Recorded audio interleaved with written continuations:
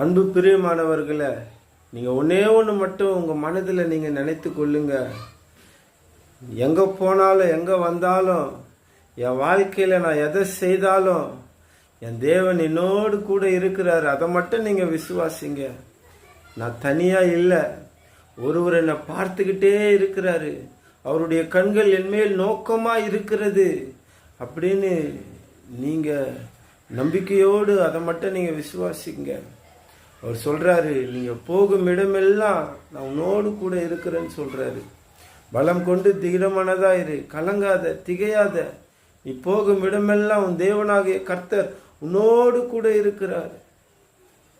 இதை நீங்கள் விசுவாசிச்சிட்டிங்கன்னா போதும். இனி நம்மளை அள வைக்க ஒத்தரும் இருக்க மாட்டாங்க. நம்மளை அவமானப்படுத்த ஒத்தரும் நம்ம பக்கம் நெருங்க முடியாது.